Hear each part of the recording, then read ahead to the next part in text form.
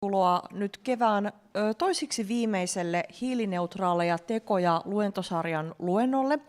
Ja mä oon tuttuun tapaan toimittaja Jannika Brander ja mä juonan tämän tilaisuuden ja toimin tässä keskustelun vetäjänä sit, kun keskusteluosioon päästään. Ja tänään puhutaan luonnon monimuotoisuudesta ja arjen luontoteoista. Ja meillä on täällä Villivyöhyke ry:stä asiantuntijat Essi Kupari ja Laura Valkama. Ja meillä on tosiaan nyt vähän erilainen aikataulu, mitä on normaalisti ollut. Eli yleensähän me aloitellaan 5 ja meillä on yleensä ollut 2 eri organisaation edustajat täällä. Mutta nyt niin kun stage is all yours, eli saatte vetää vaikka tunninkin, jos siltä tuntuu. Meillä on siis 8:30 saakka tämä tila. Yes. Ja tehdään sillä tavalla, että te kerrotte ensin asianne, ei ole mitään kiirettä, ja sitten tämä teidän esityksenne striimataan, ja sitten striimi päättyy, ja sen jälkeen kärrätään pullakahvit sisälle, ja on tarkoituksena, että sillain niin kuin mukavaan keskustelevaan sävyyn jatketaan aiheesta puhumista, saa esittää kysymyksiä, katsotaan, onko YouTube-striimin kautta tullut kysymyksiä, käydään niitä läpi. Mutta minä päästän teidät lauteille. Täällä on tosi mielenkiintoisen näköisiä purnukoita nytten. Mä odotan innolla, että mitä sieltä oikein paljastuu, mutta se varmaan selviää nyt ihan kohta. Olkaa hyvä. Kyllä. Terve vaan kaikille. Mä oon Essi Kupari. Kiva, kun pääsitte tulemaan. Me ollaan tamperelaisesta Villivyöhyke ry:stä. Tultiin puhumaan hiilineutraalisuudesta ja luonnon monimuotoisuudesta ja siitä, miten niitä ehkä voi yhdistää. Ja me aloitetaan tämä silleen, että Laura tässä kertoo ensin näistä paikallisen luonnon monimuotoisuuden kysymyksistä ja kaupunkiekologiasta vähän sekä luonnon tarkkailusta ja sen arvosta. Ja sen jälkeen mä kerron hiilineutraaleista teoista, jotka olisi mahdollisimman yhteneväisiä luonnon monimuotoisuuden tavoitteiden tai luonnon monimuotoisuuden kehittämisen tavoitteiden kanssa. Kyllä. Mä voin kertoa itsestäni jotain, vai haluatko mennä ensin? Mä oon kyllä tässä ollut jo äänessä. Ehkä mä kerron itsestäni jotain. Kerro vaan. Joo, mä oon ympäristösosiologi Tampereelta. Mä oon ollut muutamia vuosia Villivyöhykkeen hommissa. Ja mua kiinnosti alun perin luonnonsuojelu, mutta myös ei pelkästään erämaa luonnonsuojelu, vaan myös kaupunkiluonto. Ja joutomaa kasvillisuus oli mulle tosi kiinnostavia juttuja joskus muutamia vuosia sitten. Ja niiden takia mä päädyin tänne tommoseen vähän urbaanin luonnonsuojelun pariin sitten viimein. Joo, mulla ei ole muuta tähän. Saat jatkaa.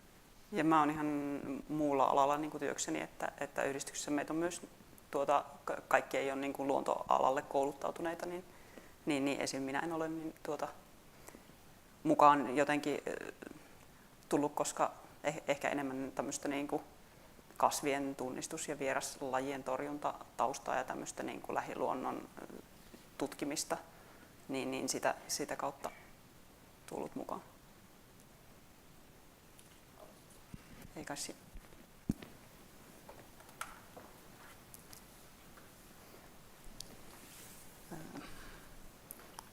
Hetkinen.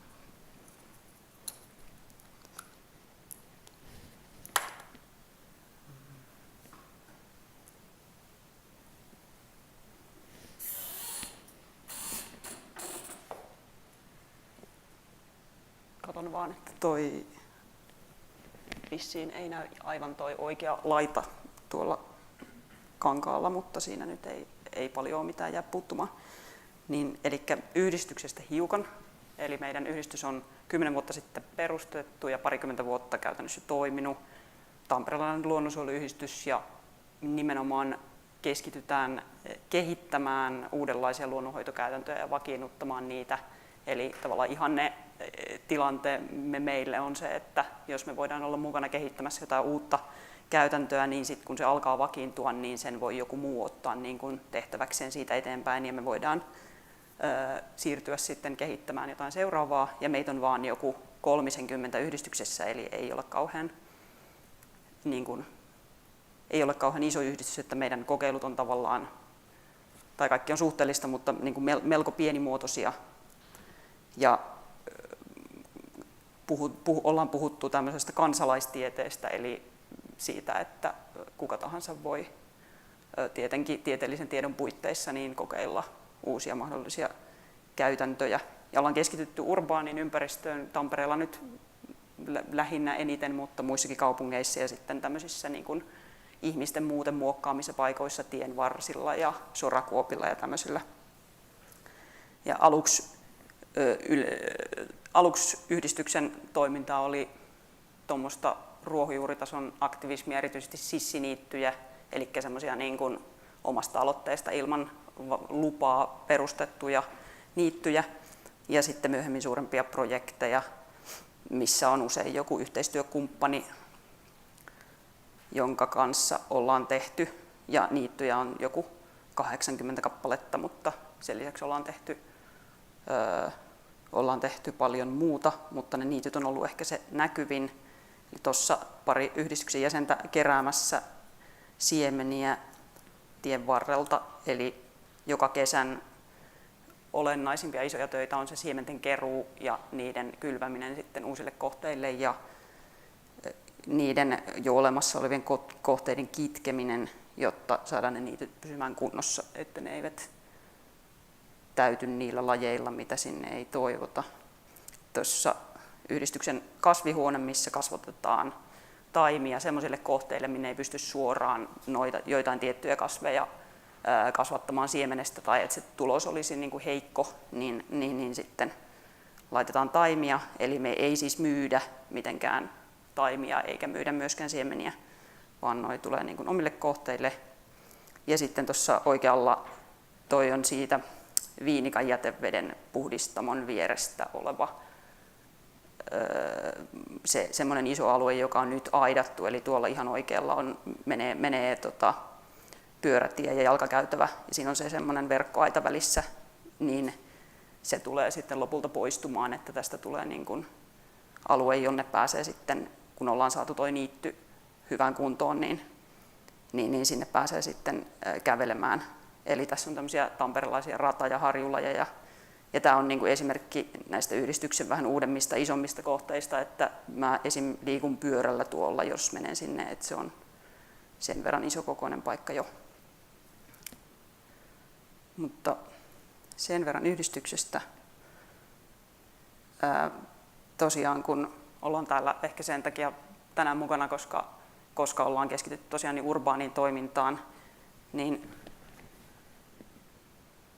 mä en tiedä mitä nuo kirjaimet tuolla kuvan päällä on, ne ei niinku kuulu siihen, mutta ne on nyt täällä ylimääräinen lisä meille. Eli luonnonsuojelusta rakennetussa ympäristössä, niin jos on sellainen ajatus, että luonto on niin kuin ikään kuin tuolla jossain, joku erämaa tai kansallispuisto, niin sellainen haittaa sikäli, että voi vieraannuttaa ihmisiä lähiluonnosta ja niin kuin voi jäädä näkemättä se, että myös kaupungeissa ja lähellä voi olla sellaista luontoa, jonka suojeleminen on tärkeää. Ja nyt kun eletään keskellä ekokriisiä, niin luontoa tarvitaan mahdollisimman moniaalle, että tietenkin sitä tarvitaan niin kuin ihmisten hyvinvoinnin vuoksi myös, mutta siksi erityisesti, että luonnon prosessit on niin monimutkaisia, että ei ikinä oikein tiedetä tavallaan, tai hyvin usein ei tiedetä, että ikään kuin mikä toimii, niin on kaikista helpointa tai kaikista parhaat mahdollisuudet säästää, mitenkä mä nyt sanoisin, että tarkoitan sitä, että parhaat mahdollisuudet luonnon moninaisuuden säilymiselle on silloin, jos luontoa on mahdollisimman monissa erilaisissa paikoissa eri tavoilla, joten sitä tarvitaan myös kaupungeissa. Ja kaupunkiluonnolle ja rakennetun ympäristöluonnolle on tyypillistä, että alueet on pirstoutuneita, ehkä pieniä, mutta se ei ole aina huono, että esim. Toi pikkuniitty, minkä tuossa näette, niin se voi riittää joillekin kasveille ja riittääkin niin kuin joillekin hyönteisille ja kasveille, kun tuossa lähellä on vastaavia tuommoisia plänttejä, samantyyppisiä, hyönteiset pystyy menemään pläntiltä toiselle. Eli jos kuvittelette tuohon tilalle vaikka niin kuin jonkun metsän rääppeet, niin tuohon mahtuisi tyylin 3 puuta, että se olisi aika niin kuin karsea jäännös metsästä, mutta kun on kyseessä niitty ja hyvin pienet lajit, niin toi on ihan kelpo elinympäristö kaupungissa. Ja nyt jo edelleen tekstiä hieman kuvan päälle, mutta kaupunkien ekologia on tietynlainen verrattuna muihin alueisiin, koska kaupungissa on mukana aina se ihmisen vaikutus, joka on kestänyt jo kauan. Eli sen takia kaupungit ovat ainutlaatuisia kulttuuris-ekologisia kokonaisuuksia. Ja kaupungeissa on tyypillistä, että tiivis rakentaminen ja rikkaruohojen tuhoaminen hävittää kasviesiintymiä. Esimerkiksi tuossa kuvassa tuommoinen joutomaa, josta joku voi ajatella, että eihän tuossa ole ikään kuin mitään, niin tuohonhan voi hyvin rakentaa, niin jos tuommoiseen paikkaan rakennetaan, niin luonnollisesti nuo kasvit tuosta häviävät. Ja Tampereelta on esimerkiksi Piispalasta ja Tahmelasta kasviesiintymiä, niin kuin, kasviesiintymät ovat heikentyneet ja jotkut kadonneet tämmöisen vilkkaan asfaltoinnin vuoksi.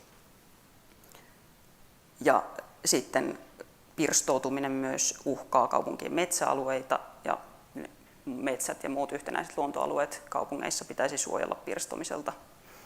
Mutta sitten tähän häviämiseen voisi saada ratkaisuja sopivasta kaupunkisuunnittelusta ja viherrakentamisesta ja ihmisten puutarhoista, mutta tietenkään ei ole olemassa mitään niin kuin ehdotonta patenttiratkaisua, koska toisaalta sitten kaupunkien rakentaminen tiiviisti on luonnon kannalta myös hyvä, että ne eivät niin kuin levittäydy loppumattomasti, mutta ainakin voi kaupungeista sanoa sen, että tilaa voi niin kuin luoda luonnolle hyvin moniin paikkoihin. Luontoa voi tehdä sinne, missä sitä ei vielä ole. Ja jos on sellaisia alueita, joissa ei ole niin kuin lainkaan vielä, tai tavallaan sellaisia luontokohteita, joiden arvot on niin kuin hyvin vaatimattomat tai oikeastaan olemattomat, että ajatellaan vaikka joku pieni tienvierus, jossa kasvaa pelkkää nurmikkoa ja ehkä jotain pujoa, niin siihen on mahdollista esimerkiksi lajeja lisäämällä, niin se on mahdollista tehdä rikkaammaksi se paikka, rikkaammaksi se luonto siinä paikalla, ja sitten voidaan ottaa myös täysin ikään kuin luonnottomia kohtia luonnon käyttöön, vaikkapa joku vanha parkkipaikka, siitä poistaa asfaltti, laittaa siihen hiekkaa, kylvää siihen siemeniä tai istuttaa puita tai näin. Ja luonnon monimuotoisuuden säilyttämisessä paikallisuus on ihan avainasemassa, eli ei riitä, että suojellaan lajeja, vaan pitää suojella niiden tiettyjä esiintymiä, tiettyjä populaatioita, koska monimuotoisuus on suurelta osin geneettistä monimuotoisuutta. Ja paikallisia ekologioita vahvistetaan sillä, että suositaan mahdollisimman paikallisesti tuotettuja siemeniä ja taimia silloin, kun kasveja kasvatetaan. Jos esimerkiksi itse hankkii siemeniä ja haluaa hankkia paikallisia, haluaa hankkia suomalaisia, niin täytyy kiinnittää huomiota siihen, että täytyy niin kuin itse aktiivisesti kysyä, että mistä nämä siemenet on ja onko ne suomalaisia, koska ne myydään yleensä sillä logiikalla, että jos joku on Suomessa kasvatettua, niin se on suomalaista, ja sehän on tietenkin ihan niin kuin sinänsä ihan oikein, eikä siinä ole mitään huijausta, mutta jos se siemenen kanta on alun perin peräisin jostain muualta, niin silloin se genetiikka siinä siemenessä ei niin kuin muutu ikinä, että ne on, vaikka jotain siementä olisi ollut Suomessa niin kuin vaikka vuosikymmeniä, niin jos se on aina siitä samasta siemenestä jatkettu ne uudet kasvit, niin siitä ei koskaan tule niin kuin geneettisesti paikallista. Ja tällä on sen takia väliä, että eläinlajit pystyvät käyttämään hyväkseen vain tiettyjä geneettisiä muunnoksia tietyistä kasveista. Tämä siis vaihtelee hirveästi, tietenkin joillekin kelpaa vaikka mikä ja joillekin ei melkein mikään ja on hirveän rajattua. Ja tästä on tämä on niin kuin käsittämättömän moninaista ja tiedon hankinta täysin kattavasti ei ole oikein mahdollista. Niin sen takia mitä enemmän suosii paikallisia lajeja, niin sitä paremmin voi varmistaa sen, että toiset paikalliset lajit myös pärjää. Tampereella esimerkiksi on tyypillisiä lajeja harmio, jota on täällä siksi, että silloin kun Suomi oli osa Venäjää, niin Tampereella oli armeijan kasarmi, jonka viljan mukana sitä harmiota tuli tänne. Ja edelleen sitä harmiota näkee niin kuin parhaiten siellä, missä ne kasarmit oli, vaikka siitä on jo niin pitkä aika. Eli tämä on esimerkki siitä, että saman lajin merkitys eri kaupungeissa voi vaihdella, koska kaupunkien historiat on keskenään erilaiset. Ja sitten esimerkkinä tuosta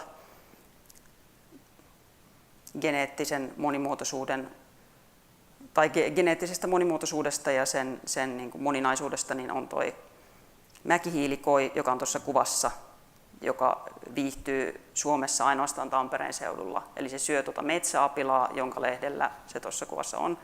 Ja metsäapilaahan on ympäriinsä Suomessa siellä täällä, mutta sille mäkihiilikoille ei riitä se pelkkä metsäapila, vaan sen täytyy saada myös niin kuin avoin harjuympäristö ja sitten vielä niin kuin suunnilleen näillä leveysasteilla. Ja Tampereella sellainen on, että todennäköisesti sitä on ollut esimerkiksi lähikunnissa nykyistä enemmän, mutta kun harjut on kasvaneet umpeen, niin ne on jo muuttuneet niin kuin hankaliksi ne elinympäristöt sille. Eli jotain tällaisia tapauksia on, joissa on niin kuin hyvin tarkkaa se, että mikä jollekin lajille ikään kuin kelpaa.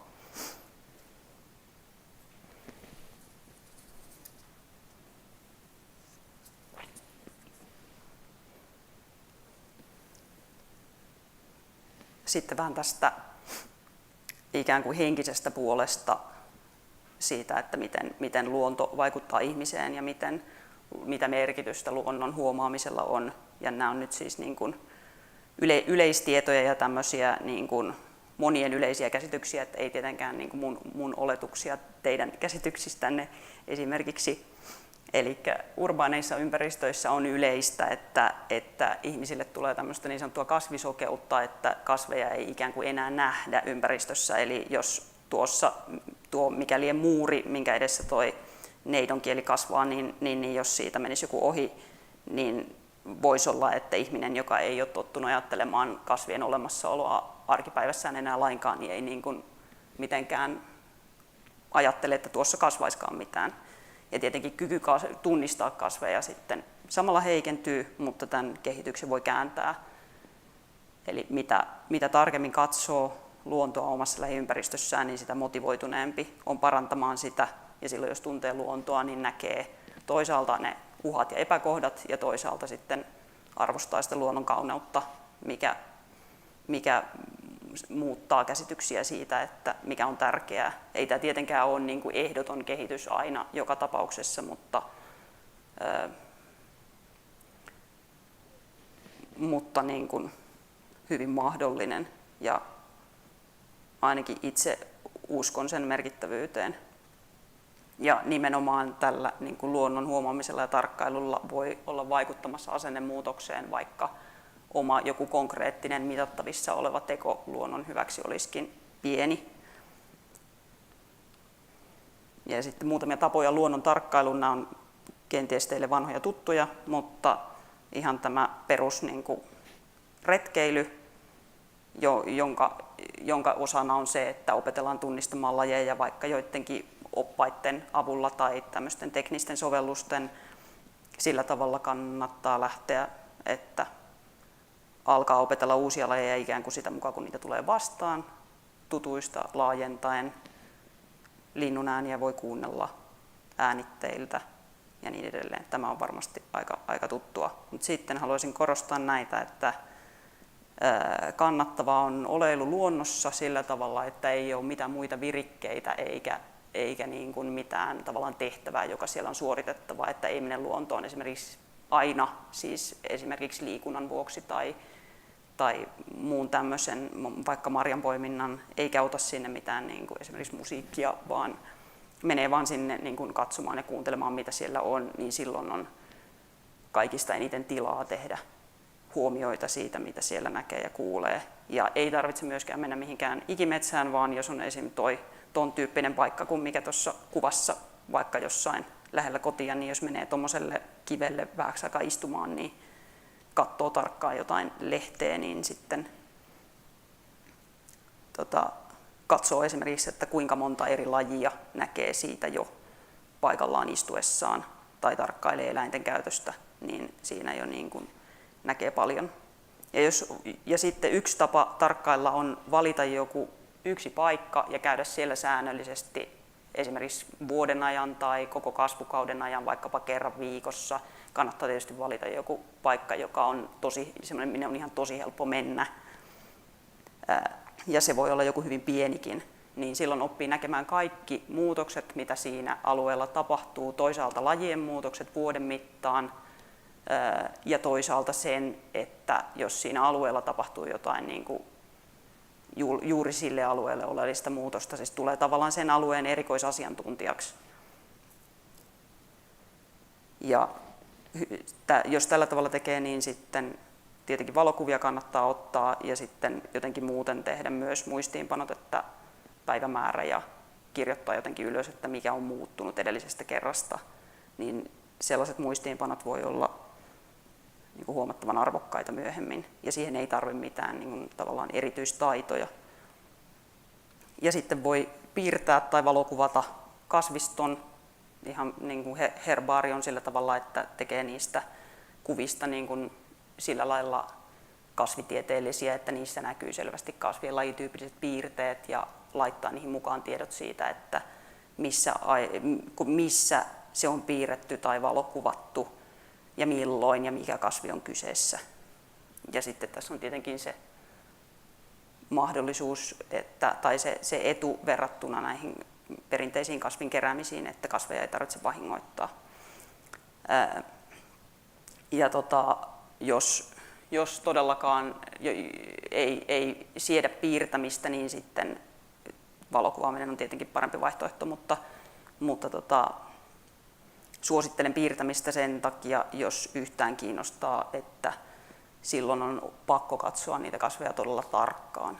Ja jos ei ole hirveästi piirtänyt, niin se, kun katsoo tarkkaan ja piirtää sen, mitä näkee, eikä ikään kuin sitä, mitä olettaa näkevänsä, niin silloin ei siihen tarvita niin kuin mitään semmoista, siihenkään asiaan niin kuin mitään semmoista ihmeellistä koulutusta, vaan niin kuin sen oppii siinä tarkkaan katsomalla.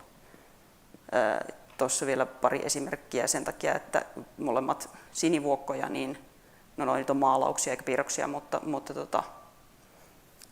esimerkkejä siitä, että jos katsoo tarkkaan sitä näkemäänsä kasvia, niin ei. Nyt mä taidan laittaa oven kiinni, kun tuolla joku soittaa.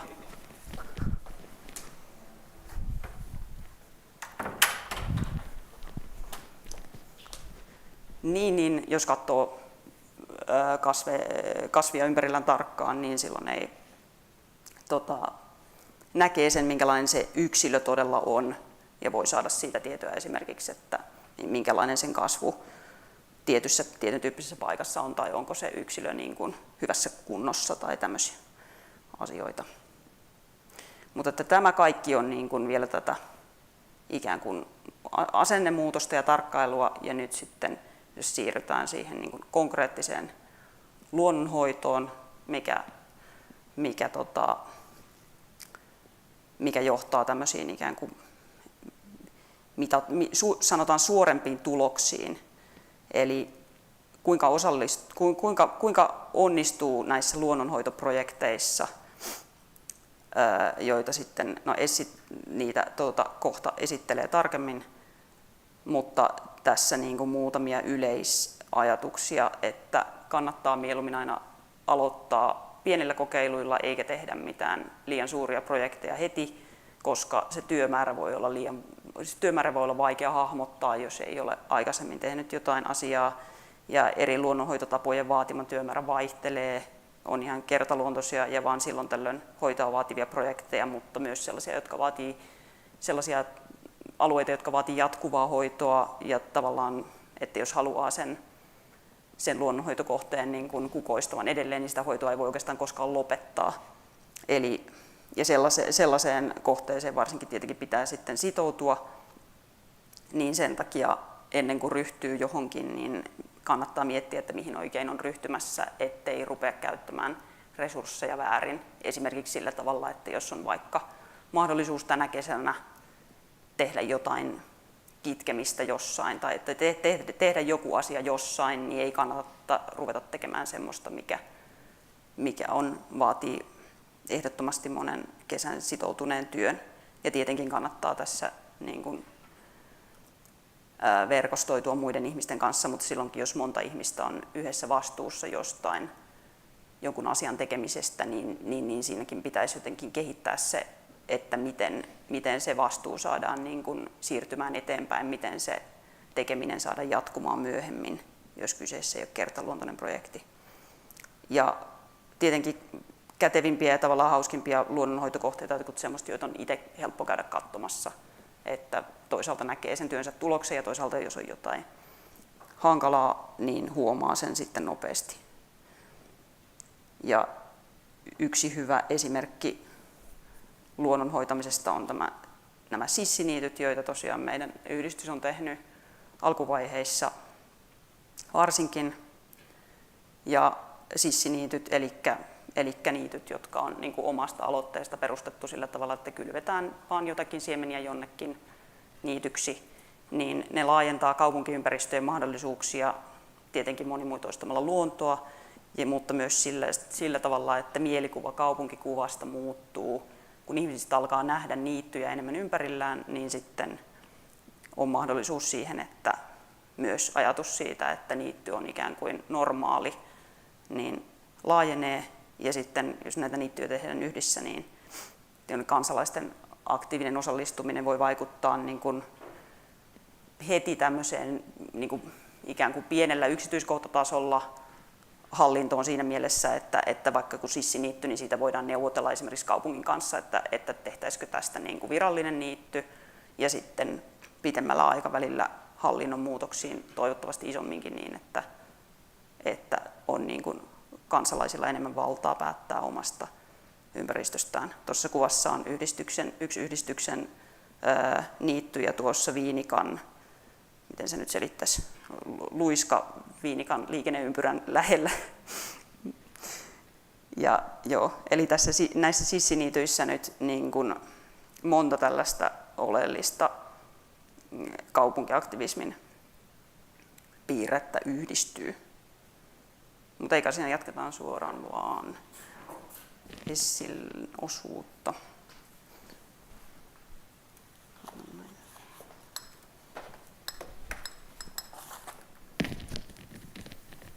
Kiitos Laura esityksestä. Mä unohdin laittaa aluksi sinne teille katsottavaksi Pertti Rannan Villit vihreät kaupungit, kaupunkikasvion. Tässä on aika hyviä juttuja näistä kaupunkilajeista. Saatte katsella.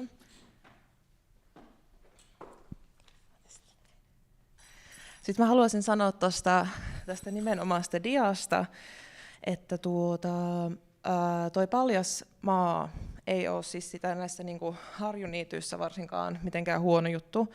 Monet hyönteiset tarvii niinku hiekkaa ja soraa ja tollaisia elinympäristöjä. Eli tän ei ole itse asiassa tarkoituskaan missään vaiheessa olla ihan täpö täynnä niitä kasveja. Et se on semmoinen erityispiirre, mikä noissa on. Se välillä vaikuttaa vähän aiheuttavan hämmennystä kaupungin viherpuolen ihmisissä, kun ne ei aina hahmota, että ne on siis jo valmiita, vaikka ne näyttää tältä ne alueet. Joo, mä lähden tässä perkaamaan vähän sitä, että mitä ne hiilineutraalit luontoteot on, koska ne mun mielestä ei saumattomasti, siis kaikki luontoteot ei ole hiilineutraaleja, eikä kaikki hiilineutraalit teot ole aina niin kuin luonnon monimuotoisuuden kannalta millään tavalla niin kuin välttämättä järkeviä. Joo, tuossa oli vain esimerkki. Toi on myös sieltä Mustametsästä. Siinä oli toi on esimerkkinä semmoista tosi niin kuin vähän hoitoa vaativasta, mutta hieman kukkapenkkimäisestä ratkaisusta. Mä en ala teille hirveästi selittää tästä hiilidioksidin kierrosta. Mä oon kuitenkin lopulta sosiologi ja mä en ole niin kuin ihan vahvi, tai niin kuin, ei ole mun niin kuin oma ala tämä varsinaisesti. Ja joku teistä varmaan tietää näistä myös tarkemmin. Mutta se, mistä mä tiedän, on luonnon monimuotoisuuden kysymykset ja luonnonhoito. Mä rikoin tän. Tätä tapahtuu. Joo. Joo. Voidaan tänään mietiskellä sitä, että miten ne hiilineutraaliuden ja hiilen sidonnan ja luonnon monimuotoisuutta parantavien, tai miten ne tavoitteet voidaan niin kuin yhdistää. Mä oon käyttänyt tässä esimerkkinä esimerkiksi luonnonhoitoa, jota tehdään polttamalla joskus. Että se aiheuttaa aika paljon hiilidioksidipäästöjä, mutta toisaalta ne tulokset, mitä siitä saadaan, on tosi hyviä luonnon kannalta. Ja sitten myös, jos halutaan vaikka perustaa joku hiilensidontaniitty, joka tehdään tuontisiemenillä, niin eihän sillä välttämättä ole mitään tekemistä sitten ainakaan paikallisen luonnon niin kuin monimuotoistamisen ja parantamisen kanssa. Sitten mä yritin tätä luentoa varten vähän hahmotella sitä, että mitä ne niin kuin konkreettisesti on ne asiat, jotka niin kuin viheralueella, mitä voidaan jättää tekemättä ja toisaalta mitä uutta voidaan tehdä. Niin selvästi sellaisia asioita, mitä voidaan vähentää radikaalisti, on ruohonleikkuu, ja mä löysin useita tutkimustuloksia, joiden mukaan nurmikko itse asiassa kannattaa jättää aika pitkäksi, jotta se juuristo pystyy sitomaan tehokkaasti hiiltä.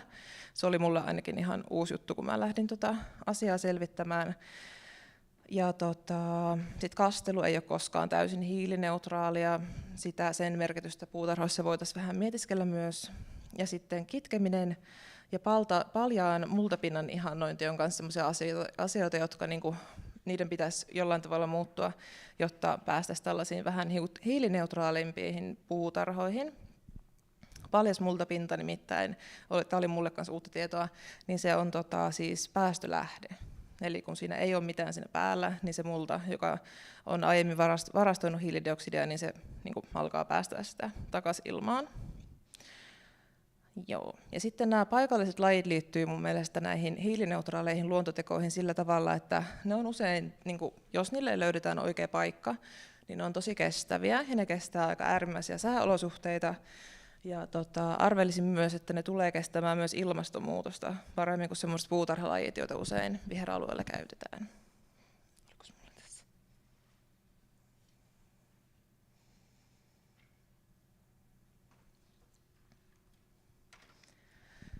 Ja sitten mä lähdin miettimään noita semmoisia perusperiaatteita hiilineutraaleihin puutarhoihin, niin voisi semmoinen perusperiaate olla, että mahdollisimman paljon vihreätä pinta-alaa on niin kuin yksi semmoinen perusperiaate. Ja on käynyt ilmi tutkimuksessa, että huonokuntoinen luonto, eli vaikka tosi kulunut nurmikko tai niin kuin eroosion kuluttama joku niitty, niin ne sitoo tosi vähän hiiltä, koska niiden juuret ei ole kunnossa. Ja se juuriston hyvinvointi on tosi niin kuin iso osa sitä, että ne kasvit pystyy syöttämään hiilidioksidia sinne multaan. Ja vaikka mä tässä puhun nurmikoista aika paljon, niin täytyy mainita se, että niin kuin yksilajinen nurmikko on pölyttäjille ja monille muille eliöille täysin autiomaa. Ja sellaisenaan pelkkä nurmikko ei ole luonnon kannalta mikään hyvä valinta. Ja vaikka mä puhuin nurmikosta pahaa, niin me ollaan silti siis perustettu nurmikko, mutta se on kukkiva. Tässä on Epilän kukkiva nurmikko, joka kylvettiin muistaakseni 2021. Tässä on kuva ensimmäistä kukinnasta viime kesältä.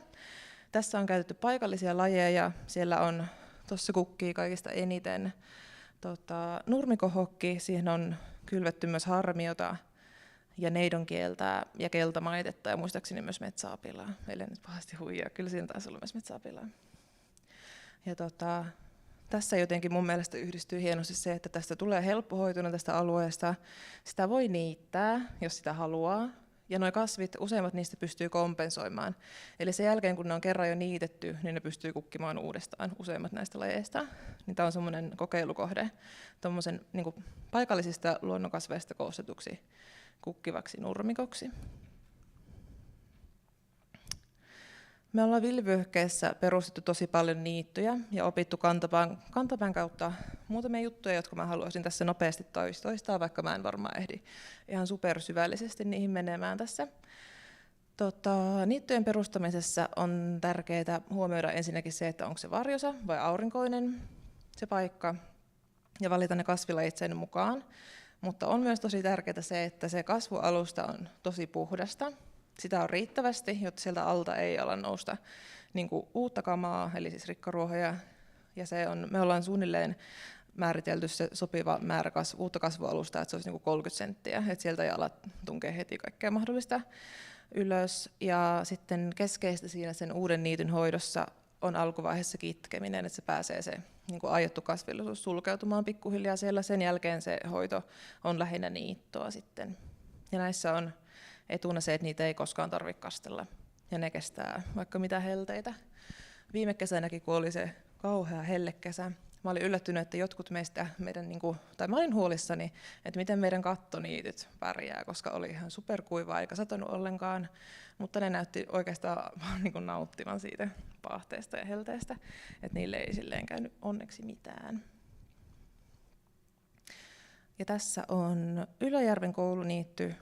Ei ole kovin edustava kuva välttämättä, mutta siinä mä halusin näyttää, että miten me kitketään. Eli me kitketään ihan käsin nykimällä. Nyt se on tuommoista manuaalista työtä. Tuo Ylöjärven kouluniitty perustettiin silleen, että siinä oli alun perin nurmikko, jonka päälle laitettiin kesäksi pressuja, jotta se nurmikko tukahtui. Sen jälkeen siihen levitettiin kasvualusta ja kylvettiin noin siemenet. Ja olisikohan tämä 2-3 vuotta vanha tässä vaiheessa, kun tämä kuva on otettu. Tämä on viime kesältä. Ja tässä tämä oli kiinnostava kokeilu just sen nurmikon muuttamisen näkökulmasta.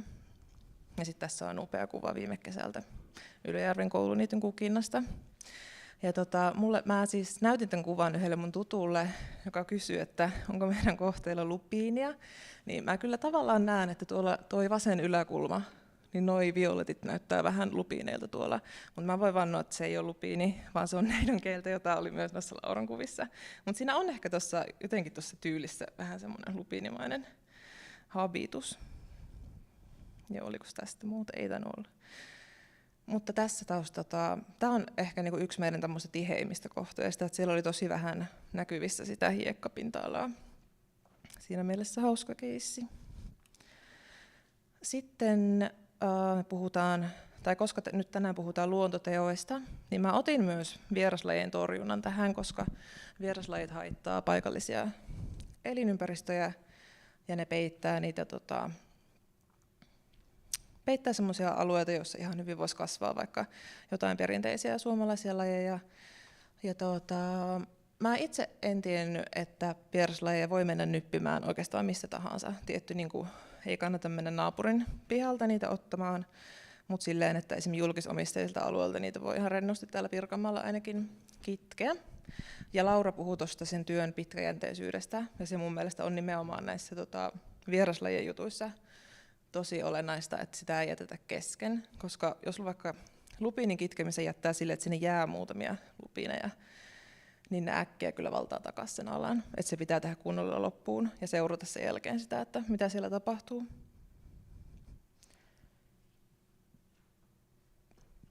Ja mä haluaisin sen vielä vieraslajista sanoa, että jos mä nyt, tai kun mulla on itselläni ollut pieniä semmoisia vieraslajiprojekteja, niin mä oon yrittänyt valita ne kasvustot silleen, että ne on aika pieniä, mutta ne on semmoisissa paikoissa, joihin mä en missään nimessä haluaisi, että ne pääsee leviämään. Eli ne on ollut esimerkiksi Kalevan kankaalla tai tällaisissa paikoissa, mihin mä en todellakaan halua, että ne pääsee ne lupiinit röyhähtelemään. Eli kun se valitsee hyvin, että se on riittävän pieni, mutta merkittävä kohde, niin se on aika helppoa ja aika motivoivaa myös se kitkeminen, ainakin mun mielestä. Tosin joku saattaa ehkä tykätä sellaisten lupiinimerien kurittamisesta, mutta mä en ole sellainen henkilö. Sitten tässä on vähän isomman mittakaavan vieraslajikohde. Tämä on tuolla MS-suolla. Tämä on tehty yhteistyössä NCC:n kanssa tällaiselle ekoteollisuusalueelle. Tässä oli siis semmoinen lupiinimeri, jonka mä just mainitsin. Se oli ihan violettina lupiinia. Ja tässä me kokeiltiin kivituhkamurskeen mahdollisuuksia lupiinin torjunnassa. Lupiinin kasvustojen päälle siis kasattiin sitä mursketta ja suoraan murskeen päälle kylvettiin näitä kasveja, jotka on siis tämmöisiä tyypillisiä ketokasveja, joita me käytetään. Ja tämä oli silleen mun mielestä aika rohkaiseva esimerkki, että täällä saatiin oikeasti aika iso määrä sitä lupiinia hävitettyä ja samaan aikaan tosi nopeasti siihen jotain muuta päälle. Tämä on kiva esimerkki. Sitten Laura puhui meille niistä paikallisista kasvilajeista ja niiden merkityksestä, niin mä en ihan hirveästi mene siihen, että miksi niitä paikallisia kasvilajeja pitäisi olla, mutta siihen on siis niin kuin populaatiogeneettisiä syitä ja ekologisia syitä tosi paljon. Ja se on niin kuin Suomessakin kyllä nouseva trendi, että paikallisia siemeniä ja taimia käytetään. Se on ehkä vakiintuneempaa Pohjois-Amerikassa tällä hetkellä. Suomessakin niitä, varsinkin kotimaisia siemeniä on kyllä saatavilla jonkun verran, varsinkin jos jaksaa kysellä niiden perään, mutta paikallisia siemeniä on sen sijaan paljon vähemmän. Ja villivyöhyke on, tai me ollaan siis kerätty itse niitä siemeniä tosi paljon, mutta en mä voi sanoa teille, että kaikkien pitäisi jaksaa itse kerätä ne siemenet, mutta mä silti rohkaisen vähän siihen, että se voi olla kiva kokeilu, kokeilla kerätä jotain ja laittaa sinne omaan puutarhaan kasvaa. Mä oon ainakin itse nauttinut tosi paljon siitä sekä keräämisestä että niiden kerättyjen siementen kylvämisestä. Joo. Oliko tästä muuta? Tuossa on nurmikohokki. Se on yksi mun suosikkikasvista. Sitten, jos Laura viittisi laittaa noita purkkeja tuolta pyörimään. Me valittiin muutamia tommosia siemeniä, joita me halutaan näyttää teille. Näytät sä sinne kameraan sen? Joo. Joo. Me haluttiin näyttää harmio. Saatte myös hypisteltäväksi näitä. Harmio on tämä mainittu venäläistulokas Tampereella. Se on hyvä mesikasvi ja se itää tosi helposti ja se on jotenkin aika viehättävä kasvi myös kuivattuna. Me käytetään meidän siemenet, me ei koskaan siis puhdisteta meidän siemeniä, vaan ne on tuollaista, siinä on sitä kasviaineista aika paljon mukana, mutta mun mielestä ne on tosi niitä viehättäviä noin kuivatut harmion varret. Sitten meillä on siellä peurankello, joka on aika yleinen kellokasvi, mutta mun mielestä se on tosi karismaattinen ja ne siemenetkin on ihania. Ja ukon tulikukkaa, sitä varmaan jotkut on sattunut nähdä täällä. Sitä joskus joku kuvaili maissiksi ja oli vähän huolissaan, että se on niinku vieraslaji. Mutta se kasvaa tosi korkeaksi, se on aika paksu, niin mä sinänsä ymmärrän sen maissiviittauksen. Mutta kyllä siinä on myös semmoista herkkää kauneutta, josta mä ainakin pidän hyvin paljon. Sitten tutumpi laji itse asiassa puna-ailakki. Sieltä löytyi. Sen siemenet on tuollaisessa ihanassa padassa. Näitä kasvaa Tampereella tosi paljon. Sitten yksi mun suosikeista taas jänönapila. Se on tommonen tosi pöyheä se siemen. Mä oon välillä miettinyt, että siitä voisi tehdä vaikka untuvatakin tuosta siemenestä, kun se on niin semmoinen semmoinen ilmava.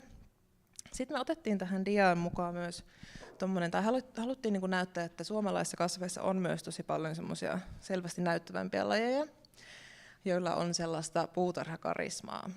Mutta tämä kaarlevaltikka ei ole semmoinen, mistä mä voisin sanoa, että menkää keräämään sitä, koska ensinnäkin se on vähän niin kuin pohjoisemman Suomen laji, ja sitten se on Pirkanmaalla sen verran harvinainen, että mä en sitä täältä keräilisi, mutta se on tosi kaunis laji.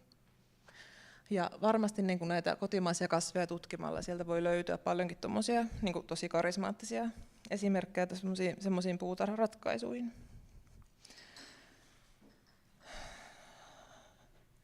Siellä näkyy teksti. Onkohan tämä muuten joku demoversio tämä meidän diashow? Mutta ei se haittaa. Siellä näkyy. Niin, älkää lukeko sitä. Älkää lukeko. Mä haluaisin puhua sitten vielä siementen keruusta. Me tehdään sitä koko ajan. Me kerätään siemenet aina mahdollisimman läheltä niitä kylväpaikkoja sen takia, että me halutaan minimoida ne semmoiset ekologiset riskit, joita sillä voi olla. Ja siemeniä ei saisi kerätä kovin montaa vuotta samoista paikoista, että vaan ei heikennetä niitä alkuperäisiä esiintymiä. Ja siitä syystä me kerätään usein tosi pieni prosentti niistä esiintymistä. Ja mitäs muuta? Me aina hoidetaan myös samalla, kun me kerätään, niin hoidetaan niitä esiintymiä, että ne ei pääse heikentymään. Ja muutenkin seurataan, että se meidän siementen keruu ei ole vaikuttanut niihin heikentävästi. Sitten Laura puhui siitä kansalaistieteestä. Niin tämä on ollut kyllä yksi aika kiinnostava kansalaistiedeprosessi, tämä koko siementen keräyksen ja siementen käsittelyn opettelu tässä viime kesän innovaatio. Me keksittiin, että ahdekaunukkia, joka on itänyt meillä todella huonosti kohteilla, niin sitä kannattaa jotenkin vahingoittaa, että se tulee se siemen sieltä kukkaperästä niin kuin ulos. Muuten se jää sinne ja varmaan todennäköisesti mätänee sinne maahan. Niin me sitten myllytettiin tuommoisella Tupperwaren käsikäyttöisellä myllyllä niitä siemeniä.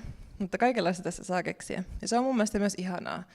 Ja mä oon miettinyt paljon sitä, kun mulla on kesämökki, ja mä haluaisin luoda siihen kesämökkipihaan semmoisen erikoisen suhteen. Niin se ehkä kyllä tulee just tällaisella, että itse niin kuin kokeilee ja opettelee ja itse tietää, mistä ne siemenet on. Ja silleen mä oon nähnyt sen kyllä sellaisena tosi niin kuin sitä puutarhakokemusta rikastavana elementtinä sen jutun. Sitten vielä puista ja pensaista. Niitäkin on kotimaisena saatavilla, mutta täytyy kyllä myöntää, että paikallisesti huonommin. Eli ei ole hirveästi saatavilla. Esimerkiksi haluaisitte just jotain tiettyä tamperelaista puuta, niin sitä ei välttämättä löydy, mutta kannattaa silti kysellä. Ja kannattaa senkin takia kysellä, että taimistoille tulee vähän semmoista painetta siinä, että ne alkaa pohtia niitä paikallisia ratkaisuja ja myös niin kuin joidenkin lajien kanssa kotimaisia. Ja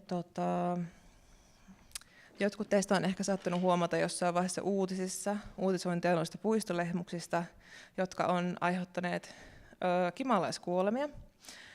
Niin mielestäni se on aika kiinnostava esimerkki siitä, että puistolehmuksen tai niin kuin metsälehmuksista ne kimalaiset ei ole saanut tällaista vastaavanlaista reaktiota, mutta ne jalostetut puistolehmukset on jostain syystä niille jollain tavalla myrkyllisiä. Sitä mekanismia ei tietääkseni ole vielä niin kuin täysin hahmotettu, mutta tässäkin se paikallinen voi olla parempi kuin se jalostettu muualta tuotu.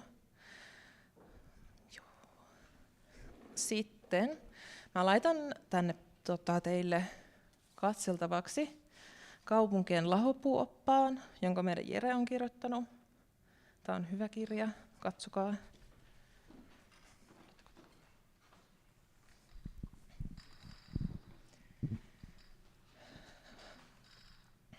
Joo. Siinä on tosi paljon kuvia eri paikoista Euroopasta ja muualta ja selostettu sitä lahopuiden merkitystä ja muuta. Mä olin tosi yllättynyt siitä, että lahopuita pidetään niin kuin globaalina hiilidioksidivarastona, varsinkin jos ne sijaitsee pohjoisilla vyöhykkeillä, koska ne maatuu niin hitaasti ja ne pystyy niin kuin pitämään sitä hiiltä todella pitkään.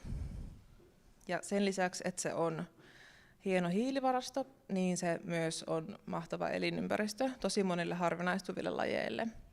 Ja kyllä se tuo vähän semmoista vilinää puutarhaa myös. Tulee erilaisia kääpiä ja hyönteisiä ja lintuja tulee ja tikat käy siellä nakuttamassa ja muuta.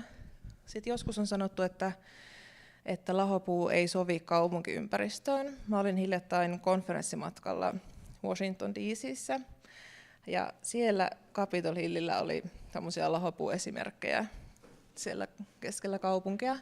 Mun mielestä se oli aika rohkaisevaa ja mun mielestä myös Suomessa niitä voisi olla vähän enemmän kaupunkirakenteessa käytettynä. Tässä vasemmalla puolella toi on tommonen kukkapenkin keskelle asetettu tommonen hieno log pile, joka siinä kasvoi jo vaikka mitä kääpiä ja kaikkea. Mun mielestä oli ihan kiva ratkaisu sinne kyllä. Sitten niitä hiilineutraalimman ja luonnonmukaisen puutarhan nyrkkisääntöjä voisi olla se nurmikon harkinta ja voisi miettiä, että voisiko se olla kukkiva ja voisiko ne kukkivat asiat olla paikallisia kasveja. Ja jos sitä nurmikkoa nyt välttämättä haluaa ihan sellaisenaan sinne, niin sitä ei tarvitsisi missään nimessä ajaa alle 12 sentin mittaiseksi, koska silloin sen juuret kärsii. Sitten nykyään on aika muodikasta kaikenlaiset katetut alueet pihoilla ja semmoiset valtavat, mitä ne on, niissä on kaiken maailman paljuja niissä kattaa niiden semmoisten systeemien päällä, niin sellaiset on tietenkin siis ihan niin kuin, ne vaan vie tosi paljon sitä mahdollisesti hiiltä varastoivaa pinta-alaa. Sitten se avoin multapinta-ala päästää hiiltä. Voidaan käyttää maanpetekasveja ja muuta sellaista, eikä niitä kukkapenkkejä myöskään tarvitse kitkeä ihan täysin silleen, että siellä niin kuin olisi ihan täyttä. Niin kuin pelkästään näkyy se musta multa ja sitten siellä pioni kasvaa. Et se ei välttämättä ole tämän hiilen sitomisen kannalta järkevä ratkaisu. Ja sitten noista lahopuista, jos pihoilla päädytään kaatamaan puita, ne kannattaa jättää lahoamaan. Me ollaan jonkun verran tehty ympäristötaideprojekteja. Näistä ehkä niin kuin silleen, yleensä ihmiset on kuullut tai nähnyt sen Turtolan Woodhenge-teoksen. Se semmoinen hieno, vähän niin kuin Stonehenge-juttu. Niin ei tietenkään omalle pihalle ehkä kaikki halua semmoista, mutta on mahdollista tehdä myös vähän pienemmässä mittakaavassa lahopuutaidetta. Ja sitten se, mitä harkitaan vielä näissä puutarhavalinnoissa, on se, että ne olisi ei pelkästään mitä tahansa vihreitä, vaan myös niin kuin mahdollisimman hyvin sitä paikallista luontoa tukevia. Ne kasvivalinnat, se olisi niin kuin yhdistäisi hienosti sen hiilineutraaliuden, hiilensidonnan ja sitten vielä sen luonnonmukaisen ja paikallisten ekologioiden tukemisen. Sitten mulle tuli ihan viime hetkellä, kun mä tein näitä dioja, niin vielä mieleen se, että itse asiassa paikallisten kasvien käyttö on siinäkin mielessä kyllä paljon niin kuin, ympäristöystävällisempää siinä mielessä, että niitä ei kasvateta tietenkään siis kasvihuoneissa kaupallisesti. Mä luulen, että siinä on myös aika iso semmoinen hiili. Menee hirveästi, tulee päästöjä siitä, että niitä kasvatellaan pitkin talvea Suomessa kasvihuoneissa. Niin voisi ehkä ajatella, että ne itse kerätyt siemenet on kyllä semmoinen superympäristöteko siinä mielessä. Sitten mä halusin vielä puhua tai korostaa sitä, että niitä luontotekoja ei ole pakko tehdä omalla pihalla, eikä kaikilla ole omaa pihaa, eikä kaikki halua omaa pihaa, tai ei halua toimia siellä myöskään, tehdä tällaista. Niin ne sissiniityt, joista Laura puhui tosi paljon, vieraslajitalkoot on hyviä keinoja. Ja sitten myös se, että tehtäisiin maiden omistajille, eli usein kaupungeille, vähän sellaista painetta, että kyseenalaistettaisiin sitä, että onko nurmikko aina niin kuin hyvä ratkaisu luonnon kannalta, onko se edes halvin ratkaisu tai onko se edes niin kuin kestävin ratkaisu. Mun mielestä on ihan älytöntä, jos nurmikoita joutuu kastelemaan keskellä kesää. Sehän on ihan siis järkyttävää. Minkä takia sen tilalla ei voi olla jotain kestävämpää. Ja sitten myös se, että voisiko sitä lahopuuta jättää enemmän elinympäristöiksi sinne. Mulla ei taida olla tällä erää enempää. Tuossa on pari lähdettä, joita käytettiin. Ja tässä noin sähköpostiosoitteet ei näköjään toimi. Toi villivyöhyke on .fi eikä .net. Jos joku nyt jostain syystä mulle haluaa kirjoitella, niin se on .fi. No niin, kiitos. Hei, kiitos. Mä tuon vielä ennen laitetaan tuo striimiosuus poikki. Siitä, että tosiaan nyt päättyy tämä meidän virallinen osio ja otetaan tänne kohta kahvia ja pullaa ja saa kysellä. Mulla on esimerkiksi tosi paljon kysymyksiä. Olen hyvin kiinnostunut aiheesta, mutta en edes esitä olevani mikään viherpeukalo, joten nyt kun täällä on asiantuntijoita paikalla, niin ajattelin, että mä kehtaan kysyä kaikki mun tyhmäkin kysymykset. Ja sitten, jotta striimin päässä olevat muistatte, niin meillä on tässä luentosarjassa vielä yksi luento jäljellä. Ja se on sitten vapun jälkeen, eli se on keskiviikkona 3.5. ja se on taas siihen normaaliin aikaan, eli aloitellaan 5 ja ollaan 6:30 asti. Ja silloin puhutaan vapaa-ajasta ja harrastuksista, ja meillä on täällä retkeilytubettaja Ali Leiniö. Hän kertoo siitä, että miten lähimatkailija, lähiretkeilijäkin voi seikkailla, että ei tarvitse aina lähteä jonnekin niin kuin Lappiin tai Norjan vuonoille ekstremeilemään, vaan sitä seikkailua voi löytää ihan siitä lähiluonnosta. Ja sitten ekokumppanit kertoo siitä, että miten lähteä luontoon ilman autoa, vaikka pyörällä, jalan, mitä kaikkia muita keinoja onkaan kuin auto. Ja tosiaan normaalisti 5:30 keskiviikkona 3.5. Mutta tosiaan me voitaisiin nyt tämä meidän striimi-osio tässä päätellä ja otaksä meille tähän kahvit sisälle ja aletaan sitten meidän asiantuntijoita tenttaa ja voitte vielä tulla vaikka vähän lähempää kurkkiin noita purkkeja esimerkiksi. Mutta hei, kiitos oikein paljon nyt jo tässä vaiheessa teille, meidän asiantuntijoille.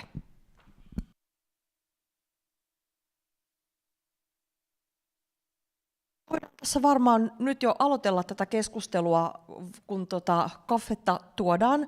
Mä olisin halunnut esimerkiksi itse